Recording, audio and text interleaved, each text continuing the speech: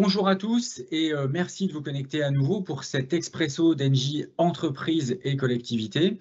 Un rendez-vous qui a lieu tous les 15 jours et une fois sur deux, vous le savez, c'est Quentin Delisle de la Salle des Marchés. Et une fois sur deux, en tout cas, c'est ce qu'on tente de faire.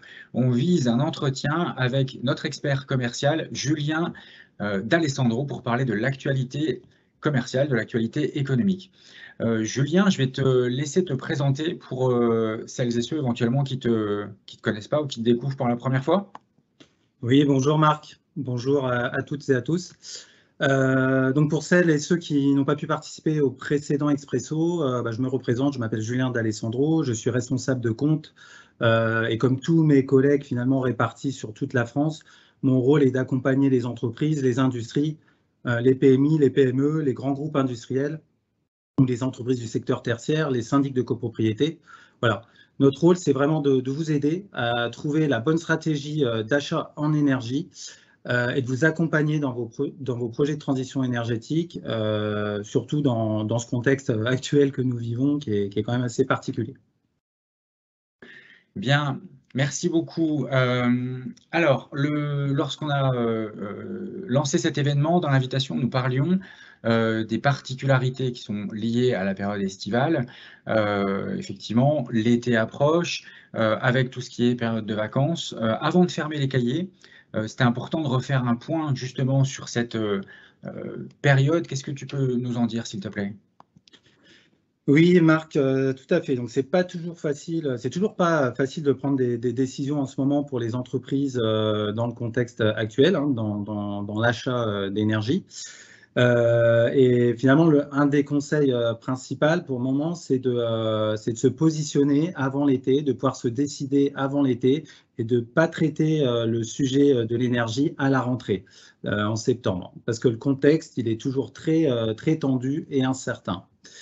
Donc, l'idée, c'est de traiter le sujet vraiment avant, et cela pour plusieurs raisons. Donc, éviter un engorgement et une précipitation à la rentrée. C'est jamais bon sur les marchés lorsqu'on traite trop de demandes au même moment. Il y a aussi un risque d'aggravation de la situation dans le conflit ukrainien. Il peut y avoir des sanctions plus importantes de part et d'autre des parties. Donc ça, on ne sait pas comment va évoluer ce conflit. C'est un gros risque. Ça peut évoluer cet été. Septembre-octobre aussi, c'est des mois qui sont quand même proches de la fin d'année. On se projette déjà dans l'hiver, donc ce n'est pas spécialement la meilleure période pour ces contrats d'énergie. Et puis en plus, on a moins de temps après pour se retourner si jamais on se rend compte que les prix sont mauvais à ce moment-là, ce qui est fort probable.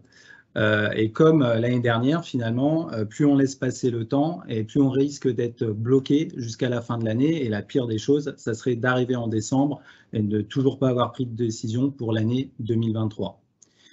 Et il faut savoir qu'en ce moment, en plus, les tarifs, les prix, comme je disais, sont quand même assez élevés. On a des tensions assez fortes sur les prix d'hiver 2022-2023.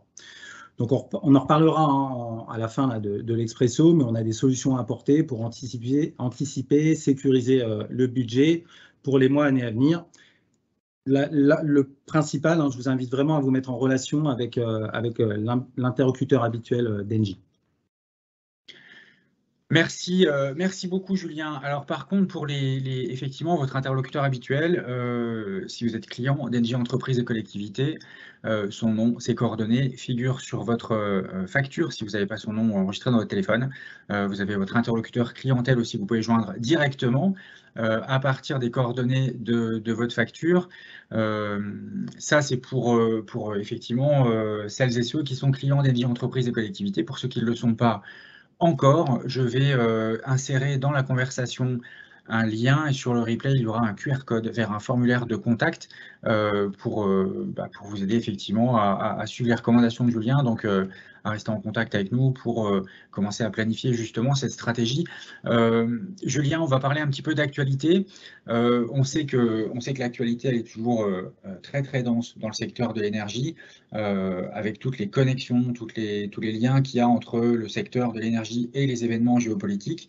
Et c'est souvent en fonction en fait de cette actualité qu'on va pouvoir peaufiner sa stratégie d'achat. Donc, c'est important d'en parler de cette actualité.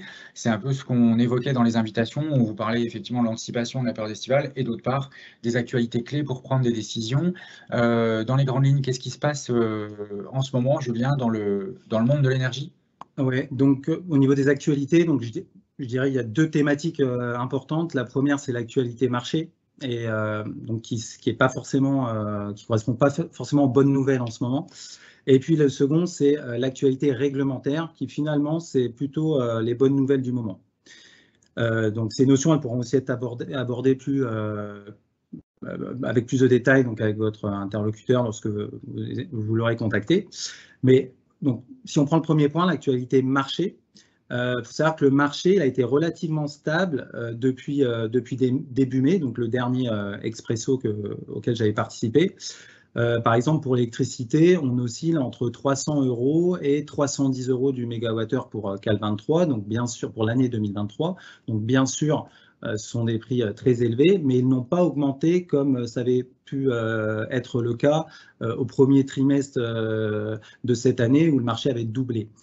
Donc là, on est resté au mois de mai vraiment sur un plateau entre 300 et 310 €. Donc beaucoup moins de volatilité, mais des prix assez élevés. Pour le gaz, on varie entre 70 et 80 € du mégawattheure pour Cal 23. Là, la tendance est un peu pareille, c'est-à-dire c'est assez flat, hein, c'est plat, mais avec une légère tendance baissière, parce qu'on avait commencé le mois de mai un peu plus haut que la fin mai. De 79 à 70 €, on va dire, en fin mai, le mégawattheure. Je focus plus sur l'année 2023 parce que pour moi, c'est vraiment la plus importante, la plus importante pour les entreprises qui n'ont pas encore pris d'engagement pour cette année. C'est vraiment le principal. Alors, pourquoi cette stagnation? Je dirais que c'est peut-être finalement, ça concerne l'approvisionnement gaz. Et il y avait des gros doutes au début mai. Je me souviens, on en avait parlé lors de l'Expresso. Il y avait des échéances de paiement à Gazprom qui devaient arriver et la Russie exigeait un paiement en roubles. Donc il y avait vraiment des risques de coupure importants à l'époque. On ne savait pas trop comment ça allait se passer au mois de mai. Et finalement, en ce qui concerne l'approvisionnement en gaz, pour le moment, il y a eu des solutions techniques alternatives qui ont été trouvées pour éviter ces coupures et maintenir l'approvisionnement par la Russie. Même si, il faut quand même noter qu'il y a quand même certains pays qui n'ont pas eu cette chance et qui ont été coupés. La Pologne et la Bulgarie avaient déjà été coupées fin avril en approvisionnement en gaz. Enfin, la Finlande également a été coupée, on l'a suivi dans l'actualité, donc en gaz et en électricité fin mai. Et encore pas plus tard qu'avant-hier, donc vous voyez, l'actualité est vraiment intense. L'approvisionnement en gaz a été coupé pour le principal fournisseur hollandais, Gaztera.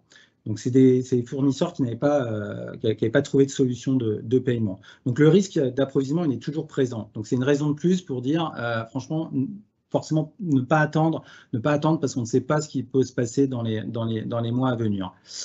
Il y a d'autres mesures de sanctions qui ont été prises donc, récemment. Donc, on avait parlé de l'embargo du charbon qui va rentrer en vigueur au mois d'août. On parlait à l'époque d'un possible embargo sur le pétrole et finalement, ça a été décidé par l'Union européenne, cet embargo sur le pétrole ou quasi-embargo parce qu'il concerne 90% d'approvisionnement du pétrole russe. Ça a été décidé lundi. C'est 90% parce qu'il y a quelques pays qui ne sont pas concernés, comme la Hongrie par exemple. Cet embargo il sera mis en place dans 6 mois, donc il y a un petit temps de latence. Et finalement, avec l'annonce de ces nouvelles, il n'y a pas eu de gros mouvements sur les marchés. On n'a pas vu non plus d'extrême volatilité comme on a pu le connaître au premier trimestre avec des prix qui variaient de 10, 20, 30 € du mégawattheure et qui nous obligeaient parfois à retirer des offres. C'est certainement dû aussi parce que c'est une semaine particulière cette semaine avec le jubilé de la reine Elisabeth ce jour. Et demain d'ailleurs, c'est un jour férié dans le secteur bancaire, donc il n'y a pas beaucoup d'activité sur les marchés.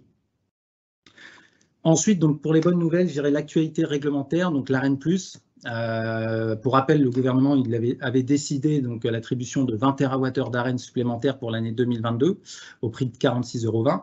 Donc ça, c'est rentré en vigueur, ça y est, au mois de mai. Et donc, vous allez vous allez voir apparaître sur vos factures à partir de mai et cela jusqu'à la fin décembre 2022, une décote grâce à cette AREN+.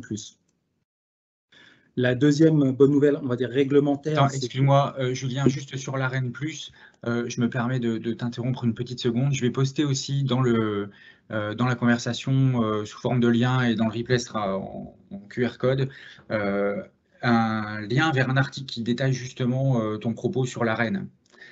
Je t'en prie, poursuivez. Alors, l'autre nouvelle mesure qui est sortie aussi très récemment, c'est un nouveau dispositif d'aide aux entreprises grandes consommatrices de gaz et d'électricité.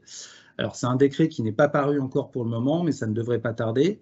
Vous avez peut-être reçu un mail d'ailleurs ce matin et un mail d'information, en tout cas Engie va envoyer des informations sur ce sujet à ses clients. Donc il s'agit d'une aide d'urgence temporaire, plafonnée et à destination des entreprises dont les achats de gaz et d'électricité ont atteint au moins 3% de leur chiffre d'affaires en 2021, ça c'est le premier critère, et qui connaissent un doublement de leur coût unitaire d'achat d'électricité ou de gaz en euros du mégawattheure. Ça, c'est les deux critères pour pouvoir bénéficier de cette aide qui sera, à mon avis, non négligeable. Aussi, il y a eu le bouclier tarifaire, le troisième point pour le gaz naturel, bouclier tarifaire étendu aux résidentiels privés. Hein, ça avait été le cas pour les particuliers, c'est-à-dire que le tarif réglementé de gaz avait été bloqué pour une période de novembre 2021 à juin 2022, eh bien en février, le gouvernement avait décidé d'étendre cette mesure aux résidentiels privés qui étaient, donc les syndics de copropriété, hein, qui étaient desservis par une chaufferie collective ou alimentés par un réseau de chaleur. Donc ça, c'est acté. Pour faciliter cette démarche, Engie, entreprises et collectivités, avait prévu auprès de ses clients, donc avait mis en place une plateforme dédiée pour compléter l'attestation et signer en ligne sans devoir envoyer de documents papier. Et on a reçu quand même un total de 8000 attestations, ce qui est plutôt énorme. D'accord, merci Julien sur ce point. Là encore, je poste dans la conversation un lien vers l'article complet qui vous donnera le détail sur le bouclier tarifaire. Il y a beaucoup d'actualités en fait réglementaires, mais il nous reste 2 minutes. Est-ce qu'on peut aller directement, Julien, s'il te plaît, sur la stratégie que tu nous recommandes d'adopter en fait dans ce contexte? Oui, bien sûr. Donc, étant donné finalement que le marché, comme je disais, n'a pas vraiment évolué depuis mai, le dernier Expresso, les conseils sont assez similaires finalement aux deux précédents Expresso. Donc, je ne sais pas si vous vous souvenez, mais j'avais parlé d'anticipation, de réactivité et d'avoir une ambition raisonnable. Donc, pas chercher non plus le prix exceptionnel parce qu'on ne sera pas dans cette configuration-là jusqu'à la fin de l'année. Donc, anticiper, ça veut dire ne pas rester exposé clairement aux risques marchés, aux risques géopolitiques, à tout ce qui se passe, comme on peut en entendre parler par rapport à ce conflit qui met beaucoup de tension sur les marchés, donc il est possible finalement que ça se dégrade encore. Donc, ne pas rester exposé, c'est le principal conseil. Le deuxième conseil, c'est de ne pas laisser passer l'été. On en avait parlé au début de l'Expresso, mais prendre une décision avant l'été, franchement, ça serait vraiment le mieux, parce qu'attendre septembre-octobre, on se met vraiment en risque jusqu'à la fin de l'année. Et enfin, le troisième, on l'a dit plusieurs fois, mais c'est rapprocher de l'interlocuteur dédié Engie, parce que chaque entreprise finalement est différente, a des besoins différents, donc doit être traitée de façon personnalisée. Bien. Eh bien, écoute, merci beaucoup. On va libérer en fait tout le monde. Il y a quelques questions sur le chat. On va y répondre là par écrit en fait après la fermeture et si vous en avez envie, besoin, on reviendra vers vous très clairement directement si vous êtes identifié sur ce jeu de questions-réponses. Julien, donc rendez-vous à la rentrée. La semaine prochaine et la semaine suivante, on parlera dans l'Expresso de décret tertiaire. Il y aura une session pour les clients publics, une session pour les clients privés. Quentin nous rejoindra fin juin puis fin juillet pour faire un point sur les marchés. Et surtout, n'oubliez pas une chose importante par rapport à notre... vraiment, plus que notre positionnement, c'est vraiment notre engagement à être votre fournisseur conseil de référence. Pendant l'été, les affaires continuent, on le sait, il y a des prises de décision qui se font. Et pour permettre à tous nos clients, toutes nos clients de prendre les décisions, eh bien, il y a du monde, on est présent. On sait remplacer, pallier les vacances des uns des autres. Donc, j'insiste bien sur ce message que Julien a martelé. Restons en contact. Merci beaucoup. Merci Julien. Merci Marc. Merci à très bientôt. Au revoir. Au revoir.